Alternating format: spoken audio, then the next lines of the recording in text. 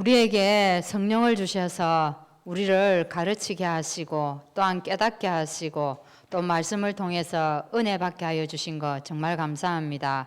이 성령께서 내 안에 들어오셔서 주인이 되어 주시고 내 속에서 마음껏 일할 수 있도록 이 시간 우리가 신앙의 방법을 바꾸게 하여 주옵소서.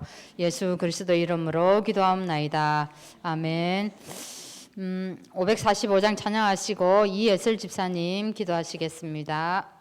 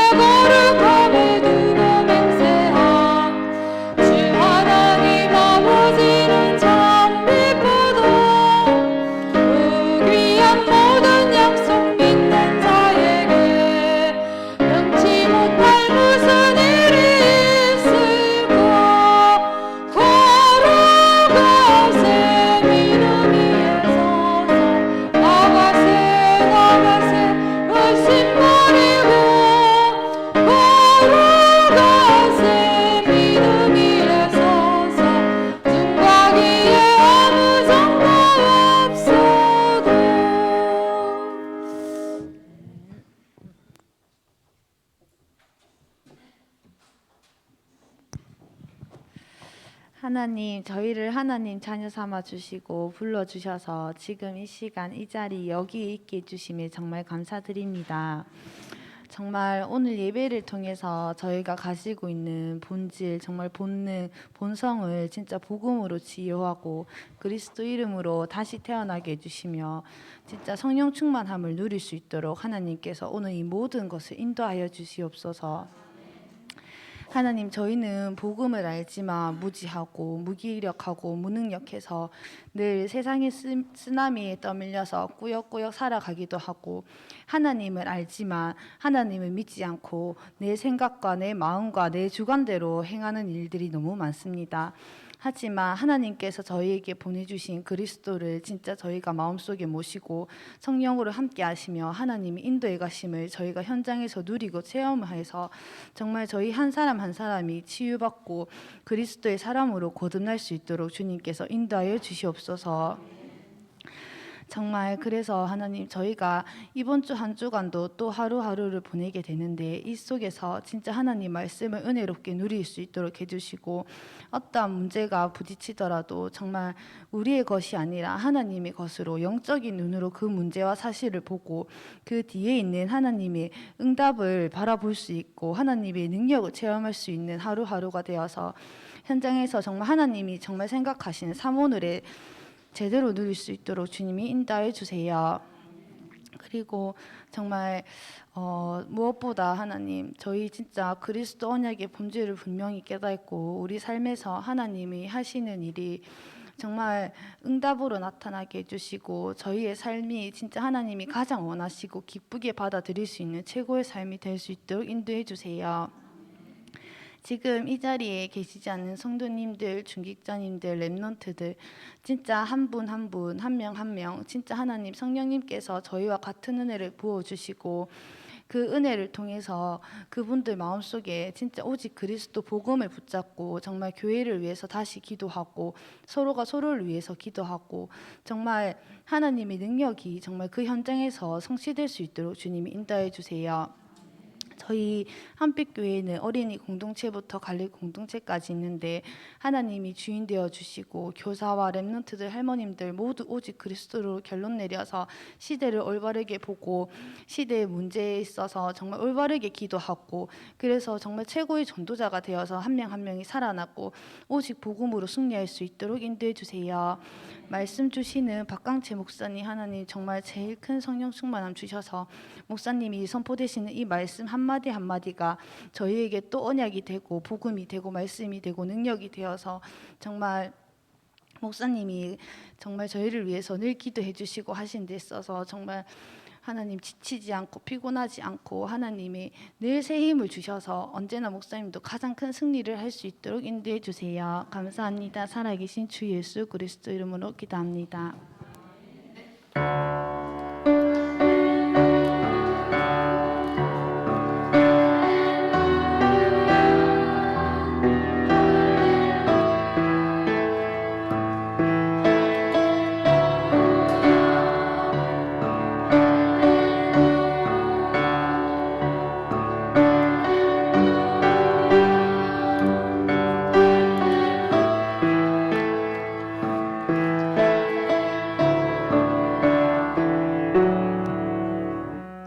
렘넌트 성가대 찬양 있겠습니다.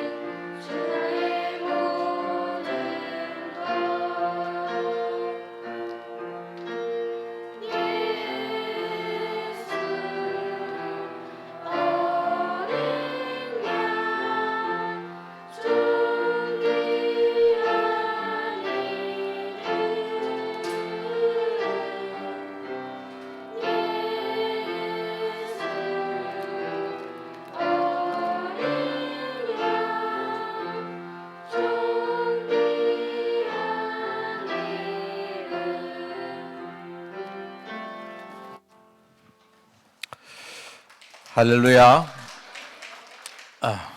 감사합니다. 사도행전 11장 19절에서 26절 신약성경 207쪽에 말씀 나옵니다. 사도행전 11장 19절에서 26절을 교독을 합니다. 그때에 스데반의 일로 일어난 환란으로 말미암아 흩어진 자들이 베니게와 그보로와 안디옥까지 이르러 유대인에게만 말씀을 전하는데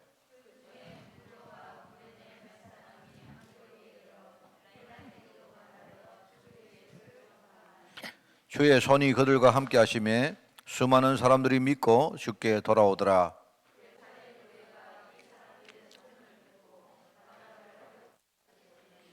그가 이르러 하나님의 은혜를 보고 기뻐하여 모든 사람에게 굳건한 마음으로 주와 함께 머물러 있으라 권하니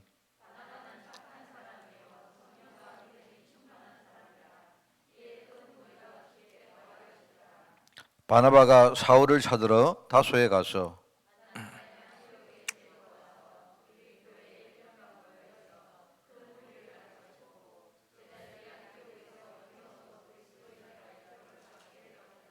아멘. 하나님의 절대계획 여섯 번째 우리 교회 운동 오늘 첫 번째 이제 교육자의 강단 사역에 대한 이야기를 좀 나누기를 원합니다.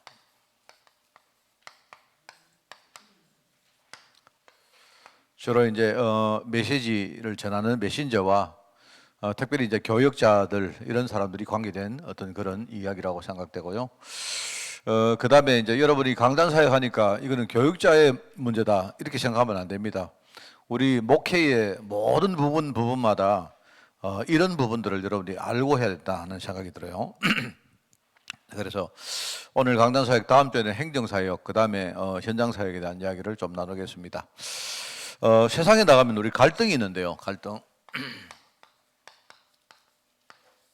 갈등은 여러분이 이제 두 종류로 봐야 됩니다. 그게 이제 하나는 주로 세상 사람들 간의 갈등은 주로 이권 갈등입니다. 이권. 여러분이 세상에 나가면 사람들이 주로요. 내가 저 사람 때문에 이익을 보느냐 손해 보느냐 이것 때문에 주로 이제 사람을 싸우거든요. 그런데 이제 가까운 사람들 부부 갈등, 그다음에 자녀와 갈등, 또 교우와 갈등 이런 내가 진짜 가까운 사람들의 어떤 그런 갈등들은요. 주로 소통의 문제입니다. 물론 이제 세상 사람들은 이거 있죠, 그죠? 있지만 이제 크게 보면 이제 나와 가까운 사람들은 주로 이제 어떤 내가 이권 때문에 싸우는 것보다는 소통의 문제라고 보는 게 더 맞겠죠, 그죠? 그렇게 보면 됩니다. 그런데 이제 주로 여러분 안 그렇습니까? 주로 이제 집에 가면 이제 소통이라는 게 뭐냐니까 이게 이제 나는 내가 옳다고 생각하는 이야기를 하는데 상대방은 다르단 말이거든요, 그죠?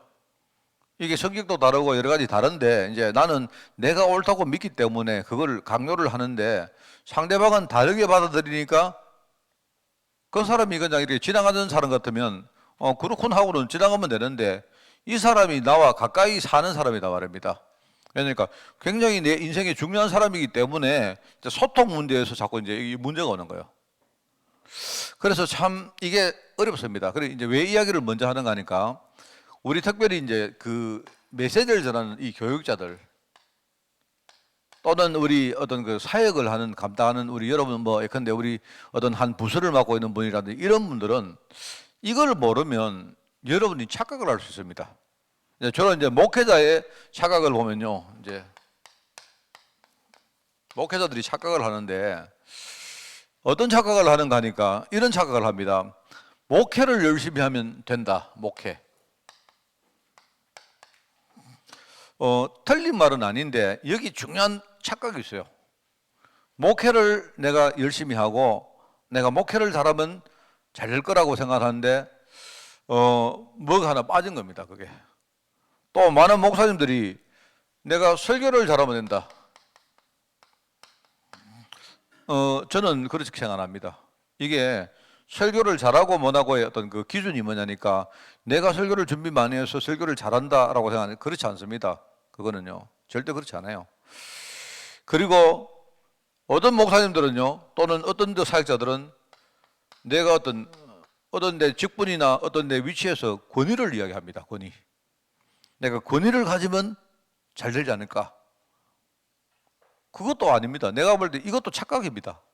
또는요, 이제 많은 이제 뭐 담임 목사님들이 저런 이런 생각을 하는데 어떤 시스템 이야기를 합니다. 우리 교회가 시스템이 잘 만들어져 있고, 근데 시스템 속에는 여러 가지 조직도 있고, 뭐 시설도 있고, 또 많은 프로그램도 있고 있겠죠. 그러면 잘 될 거다라고 생각되는데, 맞는 말이긴 한데요. 여기에 중요한 어떤 그 기본 전제가 있어요. 그게 뭐냐니까 이 소통입니다. 이걸 알아야 돼요. 이 많은 교육자들이, 메신저들이 이걸 착각을 합니다. 그 소통이 없는 목회, 소통이 없는 설교. 제가 늘 말하지만 저는요, 이걸 어느 날 발견했어요. 설교 잘하는 방법이 뭐냐? 뭔지 아십니까? 내가 이야기 자주 하는데, 설교 잘하는 방법이 뭐냐? 열심히 내가 준비하느냐? 그게 아니고요. 설교 잘하는 제일 좋은 방법이 뭔지 아십니까? 여러분이 잘 들으면 돼요. 뭔 말 알겠습니까? 그러면 그 말은 무슨 말인가 하면 내가 여러분 잘 들으라 이 뜻이 아니고요. 내가 하는 말을 여러분이 항상 들으려고 마음이 열려 있으면 돼요. 그러면 설교 준비할 거 아무것도 없습니다. 이게 진짜 중요해요. 이게 별것 아닌 말처럼 보이는데 내가 목회자에 대해서 최고로 깨달은 게 이거였습니다. 그래 옛날에 우리는 주로요 뭐냐니까 오늘 목사님이 설교를 잘하면 내가 은혜 될 것이다. 오늘 은혜 안 됐다 이러면 오늘 목사님이 설교가 은혜 안 됐다. 목사님 제대로 준비 못 했다. 이런 생각 안 합니까? 아니요, 글쎄. 내가 정말로 깨달은 게 뭐냐니까 그게 아니고 여러분 마음 중심이 오늘 하나님 말씀 듣게 되어 있으면 하나님은요 은혜 주시는 거예요. 그리고 중요한 거는요 강단의 설교자가 아니고 설교를 듣는 여러분이더라니까요. 그렇다고 나무라는 이야기 아니면 여러분이 책임이다 이런 뜻이 아니고 그래서 어느 날 제가 발견한 게 뭐냐니까 설교를 잘하는 방법이 뭐냐 성도하고 소통되어 있으면 된다. 이게 소통은 이제 많은 이야기인데 이게 어느 날 저는 발견되었어요. 그래서 그래서 설교를 준비하는 목사님들 기도를 많이 해야 된다. 이 말이 뭔 말인가 하니까요. 이게 그냥 내가 어떤 뭡니까? 물리적으로 설교를 준비를 잘한다고 된다는 그 이야기 아니다 말입니다. 설교는 그 뒤에 눈에 안 보이는 그 뒤에 어마어마하게 많은 뭔가가 있다 이 말입니다. 그래서 유 목사님 늘 이야기하니까 설교를 짧게 준비하고 우리가 설교를 준비하되 제대로 준비해야 되죠. 그러니까 하나님의 계획을 내가 여러분들에게 전달해야 되니까 제대로 준비를 하되 준비를 미리 해놓고는 설교를 여러분이 할 때까지 계속 기도해라. 이 말이 그런 말이구나. 저는 이거 깨달았습니다. 그래서 사실은 저도 참 이게 안 돼요. 왜 안 되느냐? 여러분이 설교를 잘 안 듣더라고요. 그거 보면 이게 뭐 아직도 소통이 많이 안 되는구나. 내가 느끼는 겁니다. 정말 저는 더더욱 이런 것들은 저는 아예 생각 안 합니다. 저는 뭐 설교자 내지는 목회자의 권위, 뭐 당회장, 뭐 담임 목사 별로 생각 안 합니다. 이거는 내가 볼 때 이거 완전 이제 신기루입니다. 이거는 있는 것처럼 보이지만 이거는요 그냥 연기에 불과해요. 연기에. 교회 시스템 중요하죠. 중요하지만 저는 이것도 역시 별로 이게 제가 이렇게 말하니까 여러분이 이거는 아무 쓸모가 없다 이런 뜻이 아니고 더 중요한 게 없으면 이거는 아무 소용이 없다 이 말입니다. 그걸 제가 알았어요. 그래서 참 중요하구나. 그래서 저는 어느 날 제가 생각을 바꾸고 강단 사역을 제가 이렇게 지금까지 뭐 잘 못하지만 쭉 해오면서 그죠? 내 마음속에 그게 있거든요. 예를 들어 여러분이 교회 성도를 여러분이 뭐 예배를 안 드린다 할 때 저는 이야기 안 합니다. 왜냐니까 소통이 안 된 상태에서 여러분에게 왜 예배 안 드리느냐 하면 그분이 여기 와서 앉아 있는다고 그럼 예배가 되느냐? 그럴 리가 없습니다. 어느 날 뭔가가 되어져가지고 그분이요 딱 깨달아져야 되지. 그렇지 않습니까? 그리고 어떤 분이 제게 이야기해요. 목사님은 왜 누가 예배를 안 드리는데 좀 꾸중을 왜 안 합니까? 하는데 꾸중 안 해요. 꾸중하기 싫습니다. 그거 틀린 이야기이기 때문에. 그리고 성도들이 갈등을 많이 합니다. 갈등을 많이 하는데 저는 이제 이 부분이거든요. 그런데 소통이 안 되었기 때문에 여러분 소통되면 어떻습니까? 소통되는 사람은요 이상한 말 해도요 전혀 내 문제 안 돼요. 그렇지 않습니까? 뭐 여러분이 누가 좀 내게 잘해준다 뭐 해준다 그거 별 문제 안 됩니다. 소통되니까. 소통돼 버리면 제가 이제 그 우리 오늘 아까 오전에도 이야기했는데 제가 어제 내가 내려오면서 우리 아들하고 이야기했는데요. 우리 아들내미가 내게 이게 실제로 물었어요. 이제 물었는데 아빠는 할아버지가 한테 한 번도 반항한 적 없습니까? 이래 물었어요. 그 제가 이제 어제 그 이야기를 처음 들었는데 그 반항이란 말은 내가 뭐 이렇게 아버지한테 덤벼든다 이런 뜻이 아니고 할아버지가 내게 이렇게 뭐 이야기할 때 뭐 예를 가지고 아니요 이렇게 대답한 적이 없습니까? 이런 이야기입니다. 생각을 해보니까 저는 모르겠습니다. 있었겠죠. 그런데 내 기억에는 우리 아버지가 하는 이야기를 내가 노라는 소리를 한 적이 한 번도 기억이 안 납니다. 저는 진짜 기억이 전혀 안 납니다. 있겠죠. 있지만 아버지가 말하면 저는 무조건 일단 이해합니다. 아버지가 틀린 말을 해도 저는 이해합니다. 왠 줄 아세요? 어제 제가 우리 아들하고 했던 이야기인데 왜냐니까 나는 우리 아버지가 왜 그 말을 하는지 이유를 알기 때문에 그래요. 예를 들어 가지고 제가요 집에서 이제 짜장면을 시켜 먹습니다. 근데 아버지가 그걸 보고 왜 자꾸 뭐 집에서 밥해 먹을 생각 안 하고 쓸데없이 외식을 하느냐. 옛날 분들 다 그렇거든요. 그래서 사실 저는 이제 우리 형님하고 우리 아버지가 살 때 보니까 이래 보니까 저희 아버지는 예를 가지고 이렇게 밥을 버린다든지 예를 들어 이런 거를 못 보시는 겁니다. 그런데 왜 밥을 이렇게 안 먹고 버리느냐, 음식을 버리느냐 이러면 이제 젊은 사람들 뭐라니까 음식 먹으면 안 됩니다. 음식 요새는 우리가 생각이 다르잖아요. 옛날에는 어른들은요 꾸역꾸역 말입니다. 막 이렇게 탈이 나도 드시는데 요새 젊은 사람들은요 그거 먹으면 안 됩니다. 살 찌면 안 됩니다. 탈납니다. 그러니까 차라리 음식이 남으면 버리더라도 먹지 마라 이런 주의잖아요. 근데 만약에 이제 저희 아버지가 만약에 음식을 왜 버리느냐 이렇게 다 칩시다. 아버지하고 제가 식당에 가서 이제 밥을 먹는데 보통 이제 먹는데 이제 저들이 배가 불렀는데 저는 이제 수저를 놨단 말입니다. 근데 왜 비싼 음식을 우리가 돈 주고 사는데 왜 버리느냐, 왜 남기느냐?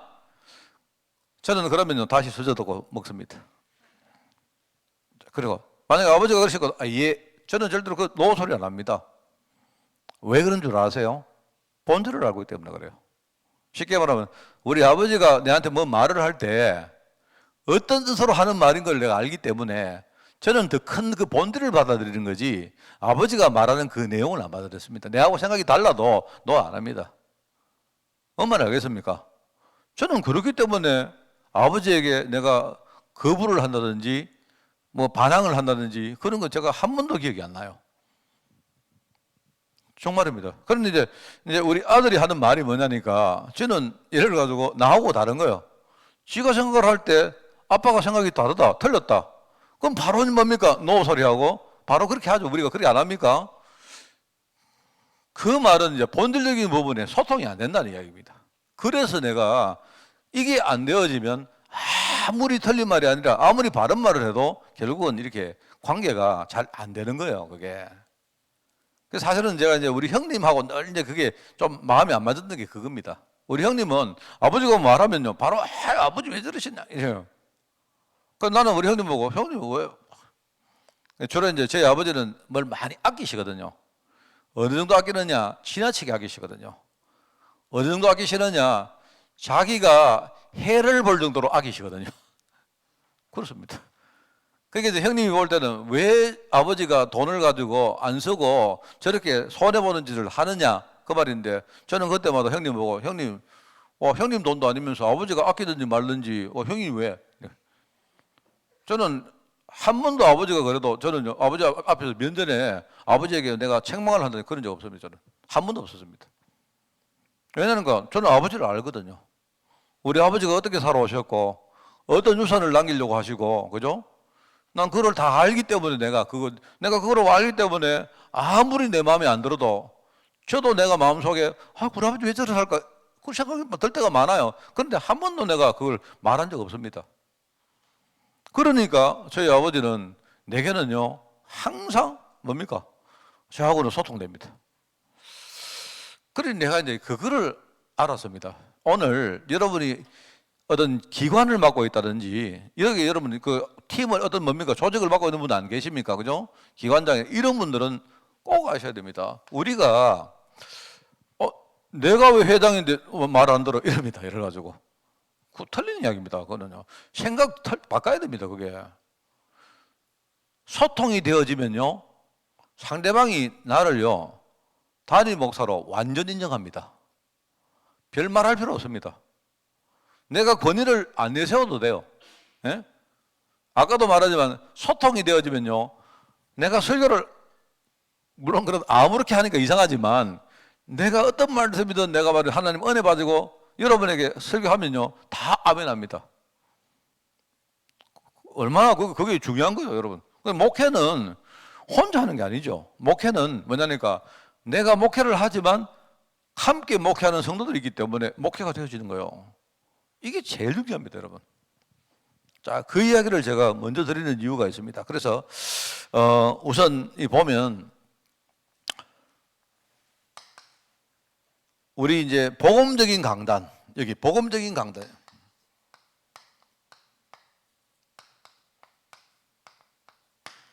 한 세 가지가 있다고 봅니다. 강단에서 해야 될 역할인데요.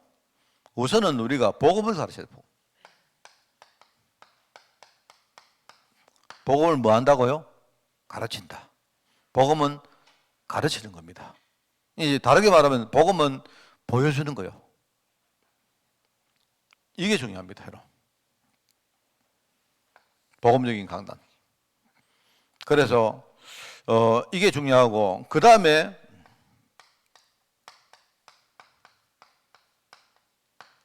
강단에서 꼭 해야 될 게 뭐냐? 믿음을 키워줘야 됩니다. 제일 중요합니다, 제가 볼 때. 저는 전도를 포기하더라도 나는 믿음을 포기 못 합니다. 왜냐니까 믿음은 전도를 한다, 교회를 부흥시킨다, 이거보다 한 100배 이상요 높은 거예요. 하나님이 우리를 보고 판단하는 그 기준이 뭐냐? 믿음입니다.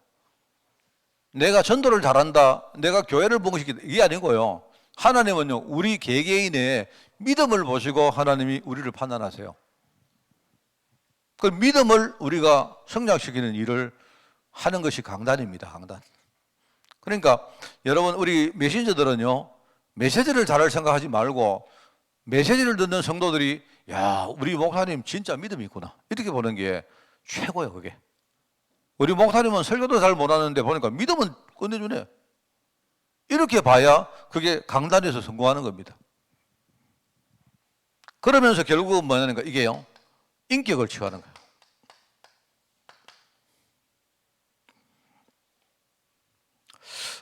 늘 말하지만 목회자로서 제일 힘든 게 뭐냐니까 성도들이 갈등하는 겁니다.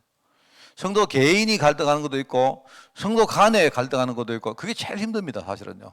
그리고 아까 늘 말하지만 이거는 본질적으로 소통이 안 됐는데 우리가 소통은 이야기 안 하고 어떤 말을 했느냐, 어떤 행동을 했느냐, 이걸 자꾸 사람들이 이야기하거든요. 그러면 거기에 대해서 말하기가 힘들죠. 예를 들어가지고 우리 어떤 두 사람이 있는데 두 사람이 소통이 안 돼가지고 갈등하는데, 그럼 한 사람은 예를 들어가지고 저 사람이 말을 이렇게 했다, 행동을 이렇게, 이런 이야기 하거든요. 근데 저는 그거 답이 아니라고 생각합니다. 소통되어지면요, 행동 이상하게 해도 상관없어요. 그렇다고 여러분 이상하게 하는 게 아니고 본질이 이해되어지면 굉장히 아무 문제 없습니다, 여러분. 그렇지 않습니까? 제가 이제 늘 이렇게 가슴에 달고 내가 생각하는 단어가 하나 있는데요. 저는 개인적으로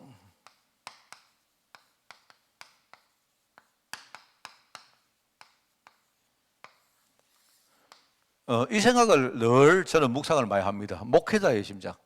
그러니까 심장, 우리 인간의 심장이 제일 중요하기 때문에 목회자의 심장은 따로 있는 건 아닌데, 그죠? 이제 표현을 하자면 목회자의 심장이 있는 것이 어떤 걸까? 정말 그렇습니다. 만약에 제가 나중에 우리 교회에 내가 내 후임을 정한다면 어떤 사람을 정하느냐? 목회자의 심장이 있는 사람을 정할 거예요. 물론 내가 정할 수 있다면, 내가 영향을 내가 끼칠 수 있다면, 만약에 내가 선택하는데 어떤 내가 끼칠 수 있다면요, 목회자의 심장이 있는 사람이 내가 볼 때 제가 볼 때는 자격 요건의 첫 번째입니다. 목회자의 심장이 뭘까요?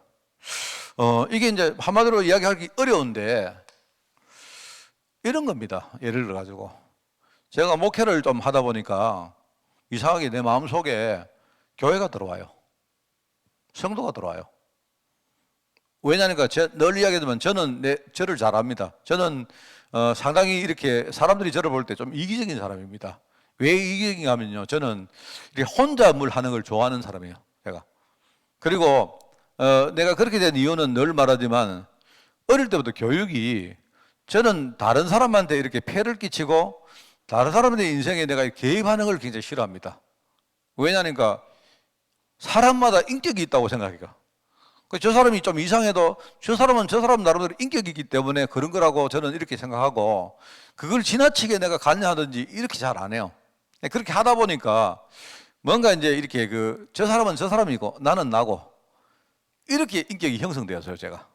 그래서 저는 이제 가족들 간에도 이렇게 우리 집에 이렇게 하는데 이렇게 저는 지금도 그렇습니다. 저는 지금도 나라는 사람을 지키려고 굉장히 노력하는 사람입니다.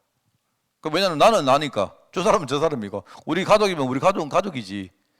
가족과 내 사이에 그죠?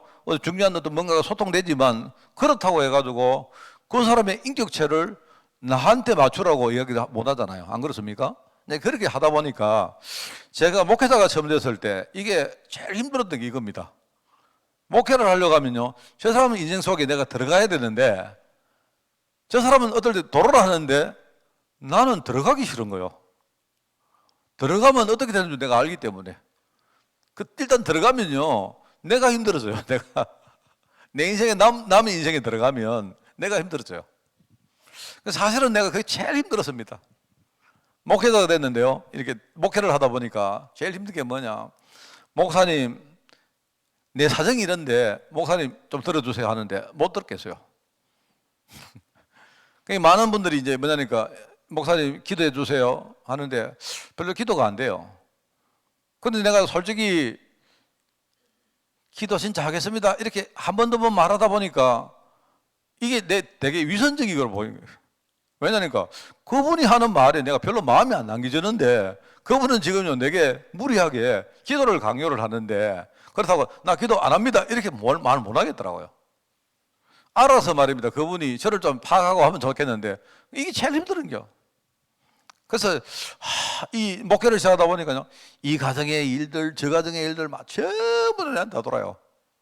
그러니까 말하면 그 일들이 내 일로 강요가 되는데 이게 너무 힘들었습니다, 제가. 이래가지고 그때부터 내가 방황을 많이 했습니다. 다른 사람의 인생을 내가 살려고 하니까 막 힘들어 죽겠는 거예요, 제가. 그런데 이제 그런 식으로 내가 이렇게 살다가 막 갈등도 하고 하다가 하나님이 저를 이렇게 훈련을 했는데 뭘 훈련했느냐? 조금씩 다른 사람의 인생이 내 마음속에 이렇게 들어오기 시작했어요, 사실은. 그런데 지금은 어떻게 되느냐? 지금은 내가 의도적으로 그렇게 하려고 하지는 않았는데 내 마음속에 우리 성도들의 인생이 많이 돌아섭니다. 진짜입니다. 믿거나 말거나 진짜입니다. 내가 어떨 때 희한하죠? 우리 성도들에게 내가 뭘 주는데 전혀 아깝지 않아요. 희한하죠? 근데 그런 사람이 아닌데 막 성도들이 이렇게 내 마음속에 품어지고 막 성도들이 내게는 굉장히 소중하게 느껴지면서 말입니다. 그죠?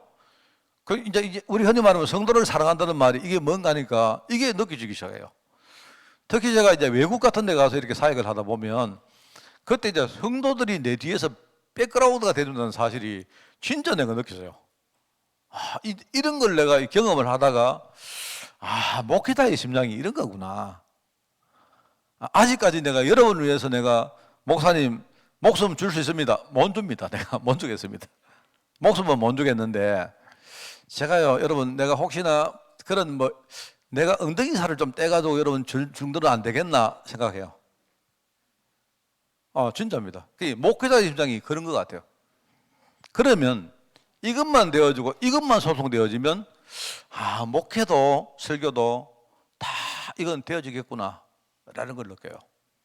그래서 제가 그때부터는 내가 성도들하고 내가 소통을 하는 게 내게 제일 중요하구나 라는 걸 느꼈고요.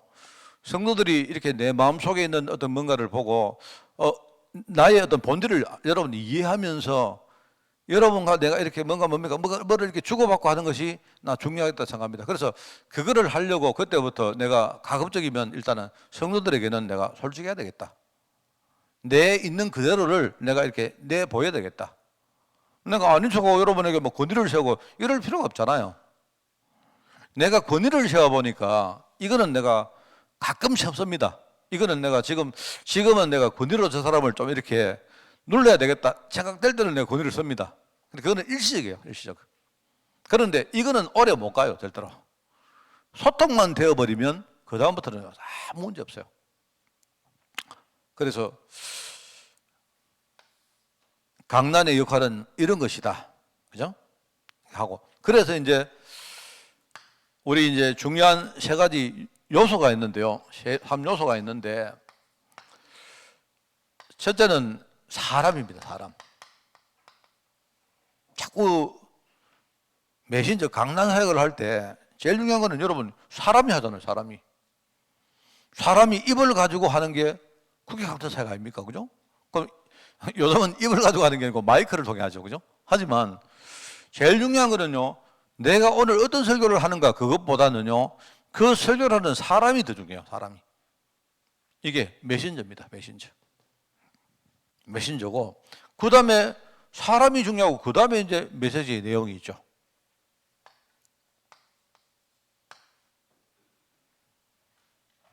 그러면서 뭡니까? 이거 두 개만 이면 되느냐? 그렇지 않습니다. 이 두 개도 너무 중요하지만 이와 함께 우리 주위의 영적인 환경이 중요해요. 이게 강단 사역에 반드시 필요한 세 가지 요소다. 자, 그래서 오늘 우리 이제 우리의 신앙의 여러분 그 방법을 바꾸라 안 했습니까? 그러면 저는 이렇게 설교를 준비할 때 그렇게 합니다. 오늘 이제 강단 사역이기 때문에 저는 설교를 여러분 늘 말하지만 설교를 준비할 때 이렇게 합니다. 저는요 설교를 가급적이면 미리 준비를 합니다. 미리. 그래서 사실은 지금 4월달 설교까지 다 준비되어 있습니다. 저는요. 왜냐하면 미리 준비를 하면 미리 준비를 하고 그 다음에 이제 설교를 이렇게 뭡니까? 이렇게 하나하나 이렇게 떠들지 않고요. 설교를요. 그 달의 주제를 제가 정하고, 그죠? 그 다음에 그 달의 주제를 중심으로 성도들 전체 설교를요. 이렇게 하나로 이렇게 묶는 작업을 합니다. 저는. 주제를 정하고, 그거 하려고 하다 보니까 제일 좋은 수단이 뭐냐니까 이제 애들부터 전부 다 할 수 있는 게 뭐냐? 그게 학업모범 메시지요. 우리 지금 메시지 가운데요. 우리 어린 애들부터 어른까지 전부 다 할 수 있는 게 뭐냐? 학업모범 메시지입니다. 그래서 내가 그걸 참고로 내가 설교를 하는 겁니다. 그래서 정말 저는요. 그래서 지금 이번 3월 달은 제가 네 가지를 바꾼 네 가지를 하나님이 몇 사람들을 통해 가지고 우리에게 주시는 메시지가 뭐냐? 바꾸라는 거예요. 뭘 바꾸느냐? 바꾸는 거. 이야기했죠, 벌써. 그래서 네 가지를 바꿔야 되겠다 생각을 하고 저는요, 머릿속에 그거를 주제를 만들고 설교문을 다 작성해 놨습니다, 이미. 이래가지고는 어떻게 하느냐. 벌써 제가 3월달 설교는 주로 이제 빠르면 1월달, 조금 느려도 2월 초에는 다 나와요. 그러면 그때부터 설교를 딱 준비를 해놔놓고는 저는 3월 설교를 계속 묵상합니다. 묵상하고 계속 기도하고 어느 정도 기도하느냐? 내가 그 메시지 속에 완전히 들어가도록 기도해버립니다. 그러면요, 3월 달에 설교할 때가 되어지면 거기에 대한 열매들이 내게서 나와요. 물론 여러분들이 잘 듣고 안 오고 그 문제가 아니고요. 저는요, 메시지가 머릿속에 완전히 일단 숙지가 되어집니다. 그렇습니다. 4월달 설교는 제가 이제 다음에 이야기하겠지만 4월달 설교는 지금 이제 우리 학업모범 메시지가 계속 뭡니까? 인물 나오고 그 다음에 그 앞에 뭡니까? 수식으로 미리 본 이런 말이 나오죠. 그죠? 미리 본 초대교회, 미리 본 베드로, 그게 오늘 설교 아닙니까? 그 다음에 미리 본 바울 이런 식으로 쭉 나온단 말입니다. 미리 본 로마서 16장 인물들 그게 나오잖아요. 그게 3월달 설교거든요. 그럼 4월달 설교는 뭐냐? 여러분 4월달 학업모범 메시지 보신 분 있습니까? 그럴 리가 없죠. 저는 벌써요 3월 1일 날 4월 메시지 다 보고 있어요. 유목사님, 제가 늘 말하지만 유목사님이 딱 뭡니까? 학업모범 메시지 원고 딱 나오자마자 내게 옵니다. 내가 그 스파이 한 명 신문하는데 잘하고 있습니다. 4월달 설교는 뭐냐니까 4월달 설교는 그죠? 미리 본 루디아, 미리 본 야손, 미리 본 브리스가 부부, 미리 본 가이오 이렇게 나옵니다. 내가 볼 때 성경 인물 다 나오면 언제까지 갈지 모르겠어 내가. 내가 이제 그 네 명의 뭡니까 메시지가 나왔는데 그 메시지가 아마 3월 한 대략 한 뭡니까 3월 초에 오늘이 뭐 한 3월 한 뭡니까 한 5일 정도 그 안에 나왔어요. 그 내게 이제 전달되었습니다. 제가 그걸 딱 받자마자 계속 그러면 루디아와 브리스가 부부와 야손과 가이오라는 사람을 통해서 하나님 우리가 뭘 듣기를 원할까 계속 생각합니다. 그래서 이제 4월 주제를 어떻게 잡았느냐? 이 사람들 멘토인데 우리의 멘토들인데 헌신의 멘토다. 헌신에 대한 멘토, 헌신의 멘토로 잡았어요. 헌신의 멘토. 그러면 무슨 헌신을 했었나? 루디아는 어떤 헌신을 했고, 그다음 뭡니까? 누구죠? 두 번째 야손은 어떤 헌신을 했고, 그 다음에 뭡니까? 그 다음에 브리스가 부부는 어떤 헌신을 했고, 가이오는 어떤 헌신을 했을까? 묵상을 내가 한 일주일 했는데 바로 머릿속에 하나님이 딱 메시지를 주는 거예요. 뭘 받은 줄 아십니까?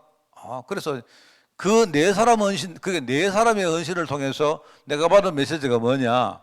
첫째는 이제 빌립보의 누굽니까? 루디아, 전도제자. 전도제자의 헌신을 했구나, 이 사람들이.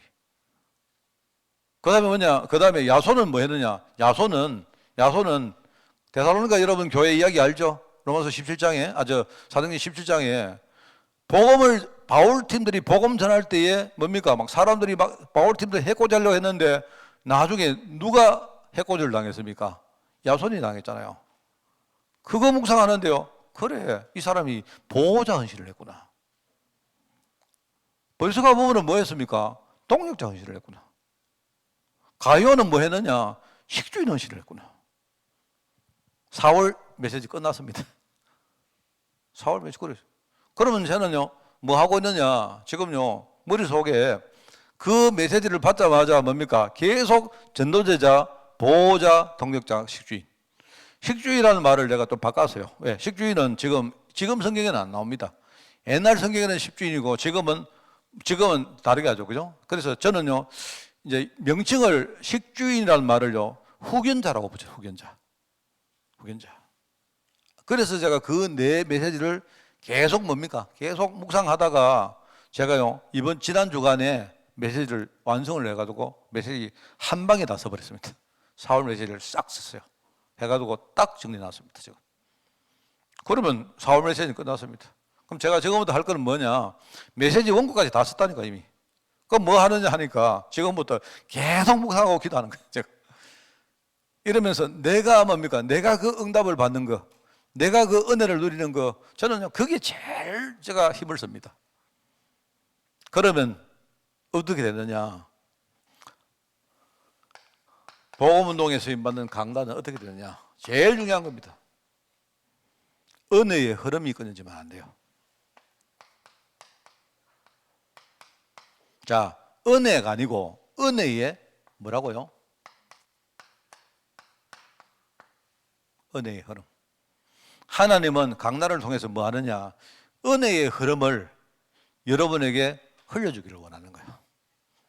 그러면 내가 은혜 안 받으면 안 되죠. 내가 은혜 안 받으면요, 하늘로부터 오는 은혜가 여러분에게 흘러가야 되는데 나는 앉아가지고 의문소리를 하면요, 그거는 은혜가 끊어지는 겁니다. 은혜의 흐름이 끊어지는 거예요. 아닙니다, 저를. 제일 중요한 게 뭐냐? 오늘 메시지를 듣고 여러분이 예를 가지고 뭐 메시지 숙지 잘하는 것도 중요하지만 목사님이 지금 은혜를 여러분에게 전달하는구나, 이거 느끼는 게 제일 중요해요. 이게 쉽지 않습니다, 여러분. 내가 어느 날요, 갑자기 아침에 딱 일어나서 내가 오늘 설교를 딱 써가지고 한다고 은혜의 흐름이 흘러가느냐? 아닙니다, 절대. 은혜의 흐름을 내가 여러분에게 흘러드리기 위해 가지고 미리 설교를 준비해 놓고는요, 계속 내가 묵상하고 누리는 거예요, 말씀을. 저는 그거 하다가 어마어마하게 많이 바뀌었습니다, 내가 각인 뿌리 체질이 안 되죠? 여러분, 각인 뿌리 체질이 잘 안 되잖아요. 나는 메시지 정리하면서 메시지 묵상하다가요, 내가 각인 뿌리 세들이 많이 돼간다는 걸 알았어요, 어느 날.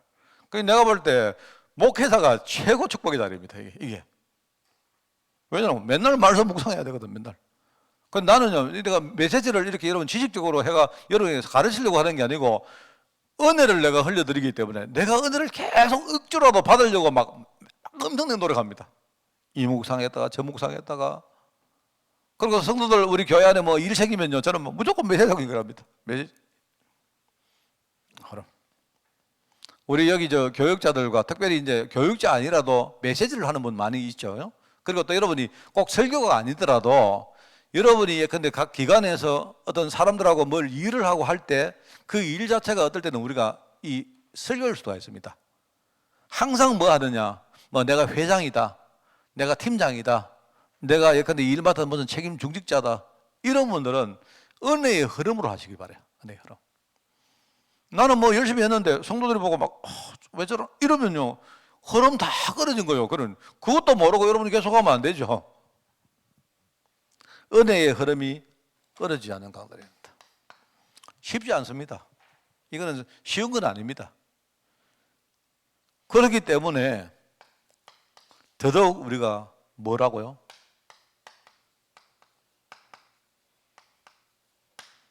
기도의 배경이 있느냐면요, 진짜 중요합니다. 그래서 정말 이게 중요하죠. 기도의 배경이 있는 강단, 없는 강단, 엄청 차이 납니다. 그리고 하나는 뭐냐? 은혜의, 이거는 한 방향의 은혜의 흐름이었다면 이게 또 뭡니까? 말하자면요,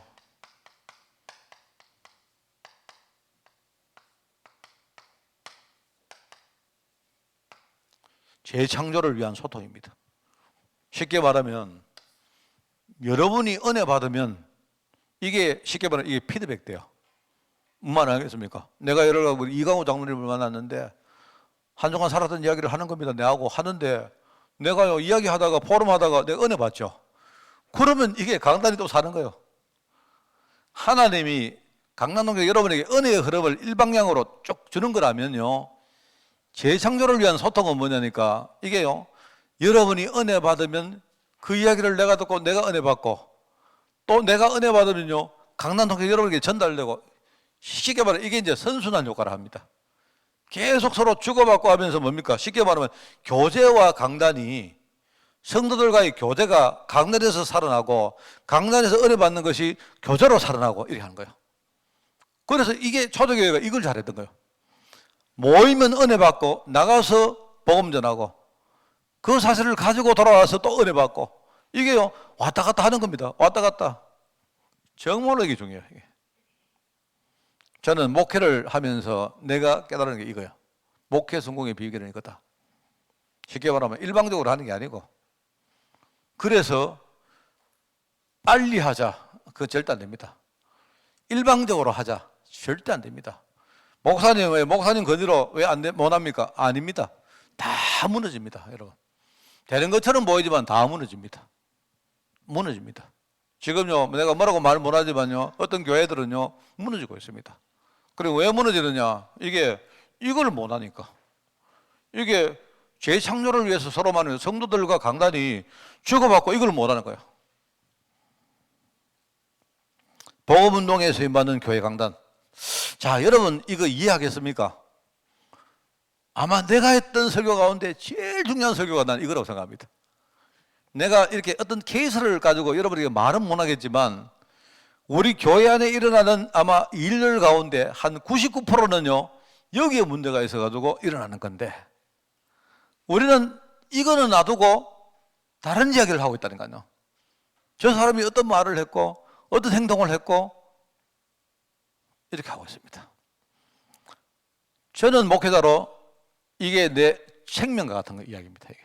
그래서 저와 함께 갈 수 있는 사람이라면 여러분 어쨌든 괜찮아요.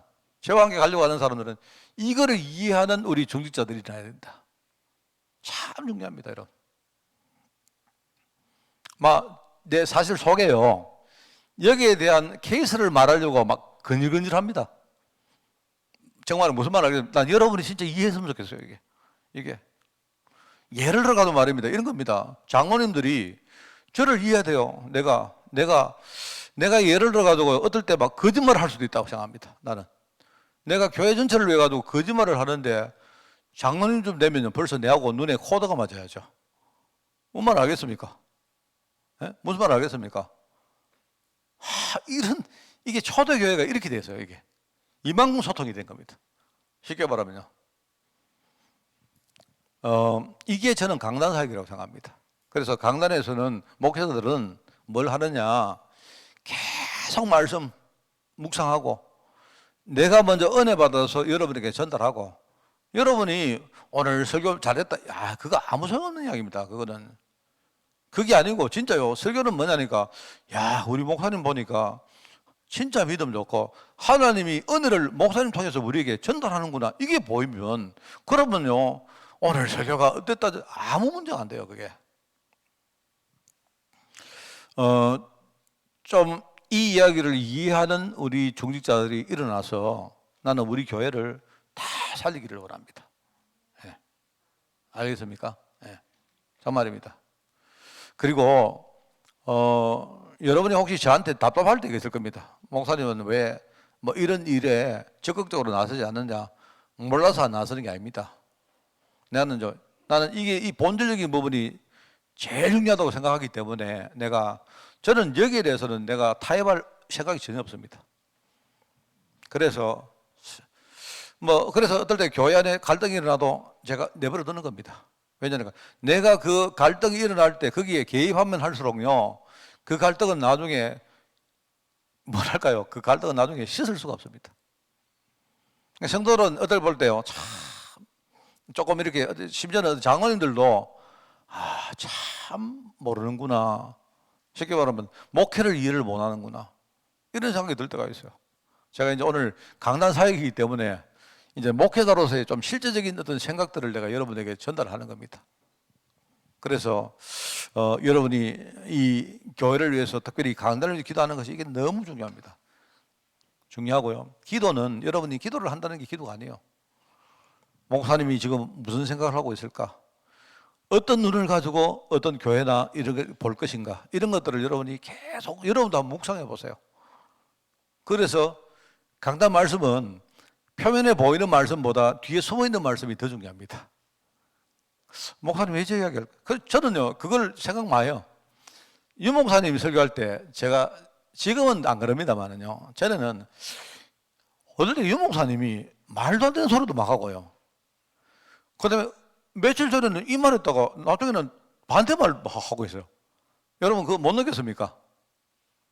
어떨 때는 유 목사님이 아는 것 같은데 유 목사님은 그냥 모른 척하고 막 어떤 이야기 할 때도 있고요. 저는 그런 걸 내가 느낄 때마다 뭐 하느냐, 유 목사님이 지금 뭔 생각을 하면 저 이야기 할까? 이 생각을 많이 합니다. 자꾸 이제 그걸 해보니까 우리 전체가 보이죠. 전체가 보이더라. 그래. 얼마 전에는 상황이 달랐기 때문에 유 목사님 이 말 했는데, 그런데 오늘은 지금 상황이 또 달라졌기 때문에 유 목사님 저 말 하더라고요. 그런 걸 보면서 내가 이 전체를 보는 눈들이 많이 들었습니다. 그래서 유 목사님이 어떤 메시지를 딱 하면 저는 그 메시지 가지고 그 뒤에 있는 거를 굉장히 많이 씹어 먹습니다. 그래 먹다 보니까 이게요, 우리 다락방 메시지 전체에 대한 많은 것들이 열렸어요. 정말입니다. 이제 그 강단을 우리가 여러분과 또 특별히 이제 제가 여기 중요한 역할을 해야 되니까 이 강단을 살리는 사역을 우리가 해야 되는 겁니다. 강단만 살아나면, 내가 볼 때 강단만 살아나면요, 교회에 별 어떤 일이 있어도 내가 볼 때 문제가 없다고 생각합니다. 강단만 살아난다면, 그죠? 그래서 여기에 이제 여기 교회 운동이라는 것이 교회 운동, 그죠? 교회 운동. 제가 이제 목회자의 심장이라 하는 게 그런 겁니다, 여러분. 그래서 정말 여러분이 기도해 주시고 여러분과 함께 우리 동력자가 돼 가지고 함께 우리가 이런 교회를 세우는 거예요. 그리고 교회 운동 첫 번째 뭐냐니까 강단이 살아나는 그런 교회. 여기에 여러분은 응답받는 여러분 되시기를 예수님 이름으로 축원을 드립니다. 하나님 감사드립니다. 우리 귀한 교회를 축복하시고 특별히 우리 메신저를 통해서 강단 사역에 응답을 받게 하시니 너무나 감사드립니다.